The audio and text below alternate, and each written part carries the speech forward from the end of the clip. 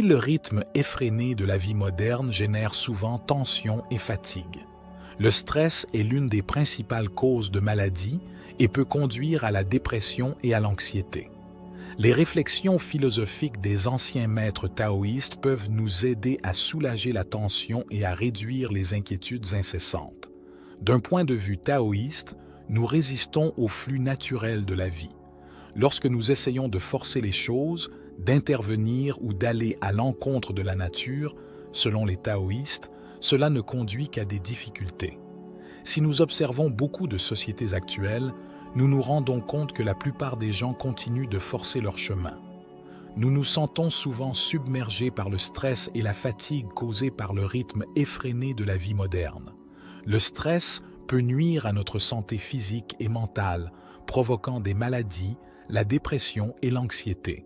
Cependant, nous pouvons trouver du réconfort et de la sagesse dans les textes des anciens maîtres taoïstes qui offrent des réflexions philosophiques pour soulager le stress et apaiser l'esprit. Les taoïstes nous enseignent à couler avec la nature, pas à lui résister.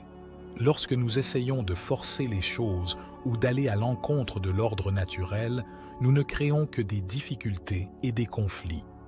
En revanche, si nous observons et acceptons ce que la nature nous offre, nous pouvons atteindre un état d'harmonie et de paix intérieure plus grand. Normalement, nous avons tendance non seulement à modifier la nature à notre gré, mais aussi à contrôler des éléments sur lesquels, en réalité, nous n'avons aucune domination, comme le destin et les circonstances extérieures.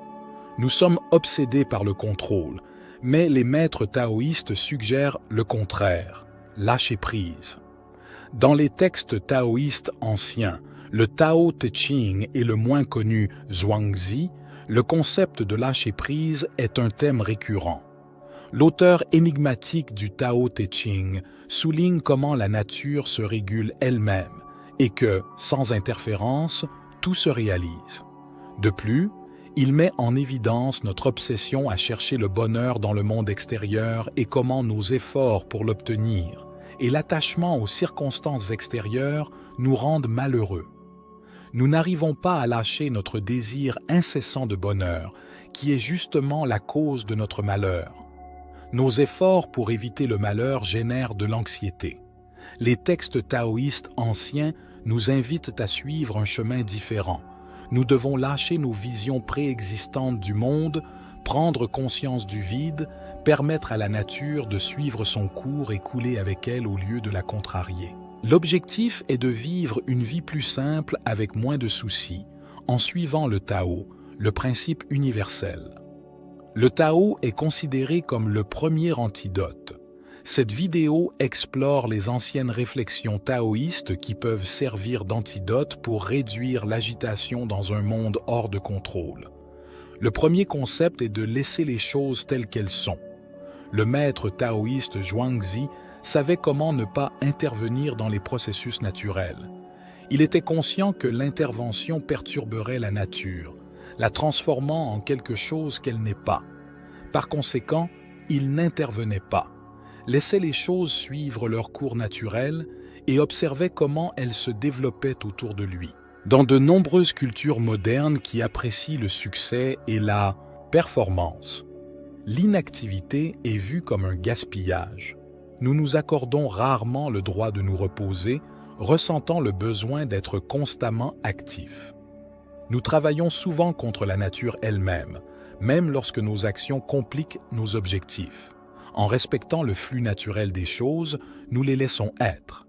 Notre environnement ne requiert pas constamment notre intervention, que ce soit à la maison ou au travail. De nombreux problèmes se résolvent d'eux-mêmes et la vie s'adapte, indépendamment de notre appréciation du résultat.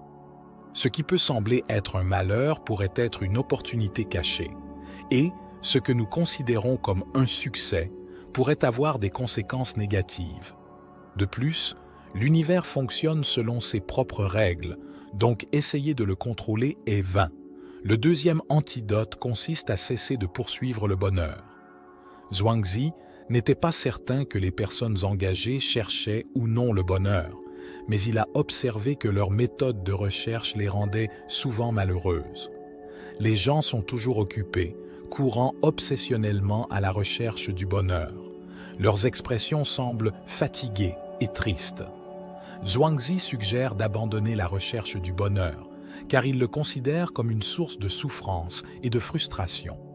Nous nous épuisons souvent à la recherche de choses qui ne remplissent pas nos cœurs, comme l'argent ou la célébrité, générant également la peur de les perdre. Le troisième antidote est de contempler le vide.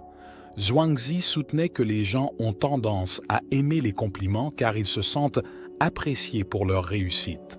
Cependant, il appréciait le vide, car lorsque nous sommes dépourvus d'attaches, nous sommes moins tendus et avons moins de soucis, en particulier concernant l'approbation des autres. Le quatrième antidote est la loi intérieure. Selon le sage taoïste Laozi, si nous nous mettons sous pression au-delà de nos capacités, nous créons des problèmes. Dans son livre « Le Tao Te Ching », il affirme que celui qui se tient sur la pointe des pieds ne reste pas en équilibre et que celui qui se précipite n'arrive nulle part. Essayez de contrôler. Ce qui est hors de notre contrôle n'est pas productif. Le cinquième antidote est d'éviter l'angoisse pour l'avenir. Comme l'a observé Zhuangzi, ce n'est pas l'avenir en soi qui met les gens en difficulté, mais l'angoisse pour cela. Par exemple, un archer peut frapper avec précision pendant l'entraînement, mais devient moins précis lorsqu'il concourt pour un prix. Lorsque nous désirons un résultat spécifique, nous nous stressons de peur de ne pas l'atteindre. En conclusion, si vous avez aimé cette vidéo, abonnez-vous à notre chaîne et activez les notifications pour recevoir plus de contenu sur la spiritualité et le développement personnel. Merci d'avoir regardé la vidéo, laissez un commentaire et nous nous verrons dans le prochain.